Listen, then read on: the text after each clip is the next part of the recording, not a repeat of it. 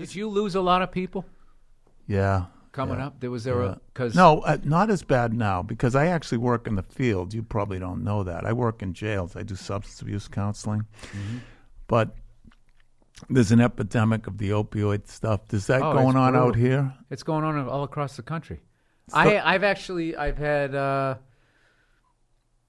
think 3 people either lose somebody or have a kid they had to do an intervention on just in like the last year. And I lost a childhood friend to it. From back east or out here? He got off it, and then oh, man, it was brutal. He had a beautiful little 5-year-old daughter. I was just thinking about her the other day, that she's got to be close to graduating high school now. He died a while ago. And that guy, was one of the funniest people I've ever met. Because that's the funny thing. When I go back and I run into, like, my friends from high school, they were all as funny as I was. A lot of them were funny, like the balls they had, the shit that they did. Well, that's another thing. Like when you said character, that word, like in Charlestown, if a guy was crazy, that was a good thing. Yeah. Oh, he's a crazy bastard. He'll do anything. Yeah. I always looked at it like there was people like, when they come up to me, like, dude, I was fucking funnier than you. Why the fuck are you? Blah, blah, blah. It's like, dude, you got to understand, man. Like, I'm the guy that tells the story. You're the story. Okay? I did, pedestrian, stupid, juvenile shit.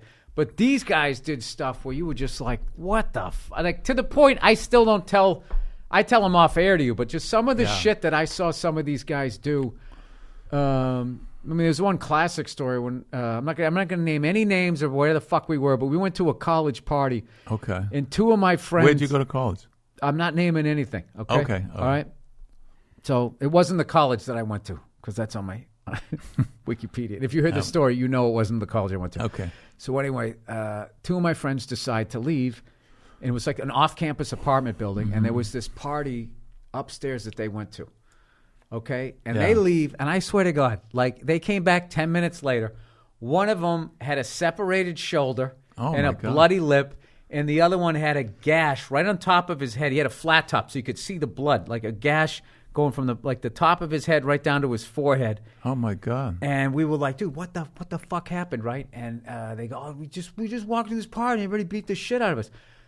So we all fucking storm up there, right? Oh, that's war. That's fighting words. Yeah. And the dude leading us, I swear to God, he was a bouncer, and he had like a mouthpiece, like a mouth guard.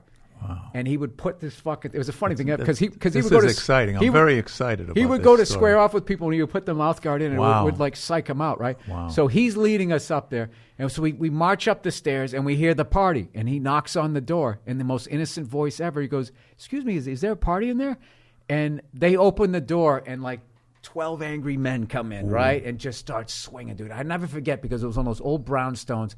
Just the sound of the wood floors of all that stomping. Okay? Bang. Goes down in about fucking 30 seconds. Smoke clears. And I'm sizing this up as drunk as I am. And there's like fucking 4 guys and 4 women in there. And like a board game that's been like tipped over and stuff. We're kind of like looking like, we went to the wrong party. Oh! The real party. Oh, no. They were just like on like a date night. And the real. Oh, no. Yes. And the real party, we didn't put it together until, because we were like, who fucking smashed the bottle? We were idiots. And then the real party was all the way upstairs. And here's the funny thing. The ironic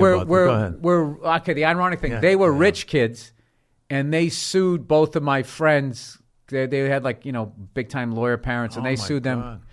And I remember I forgot part of the story. My buddy, we popped his shoulder back in, and he went up there and he fucking threw a punch with the same arm and missed, popped it out again. I'll never forget. I remember seeing him at my feet flopping around like a fish.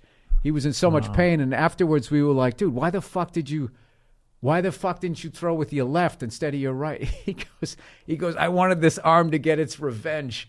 That's how fucking and that once again, that sounds like comedy, but he was such a character. Like he was serious.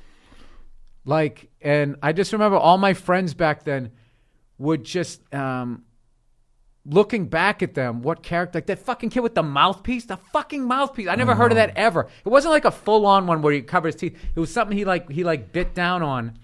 Like, so if someone gave him like an uppercut, his teeth wouldn't smash together. See, the way you're looking at me, I see you had a lot of fights. Like, you were a fighter? Yeah. No, I enjoy these stories, but okay. But the part of the story where you went to the wrong party, it was like, oh my God. But no, I had a fantastic fascination with all of this. I got in my share of fights. I would say my record was maybe 2 wins and 23 losses, and yeah. And then took you 23 to know you weren't good at it. No, I did okay. I wasn't formidable, but I did okay till about 6th grade, and then all of a sudden everybody hit their growth spurt, and I hit puberty late, and then all of a sudden I needed to get. What is the worst feeling then? I needed to fucking get funny fast. You know what is a worse feeling than you're in the 6th grade? That makes you what, 14, 15? Something 13, 14. 13. Yeah. Guy offers you out at the beginning of the day, so you're spending the whole day. Oh, it's the worst. And then the buzz builds. Oh my God! And I was like, it was the crowd that psyched me out more. I wasn't very good, but a weird thing happened to me. Then I lost the fear of taking a beating, and then I was good. But well, how does that happen? Well, my father used to train fighters, so. Anyway, and he never taught me anything, but I took boxing in high school with this guy, Huey Duffy, and it was Boston English. It was a funny thing because he'd always say, there's no such thing as a punch-drunk fighter. He sounded like Mick and Rocky. Right.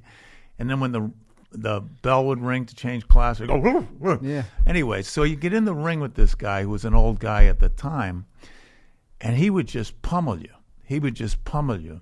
And then you find out, okay, I can take it, and you have the headgear. But I used to love to be a spectator of those things. Mm-hmm. There were fights in Charlestown that were unbelievable. They were up there do you know the movie The Quiet Man? John Wayne. He fights.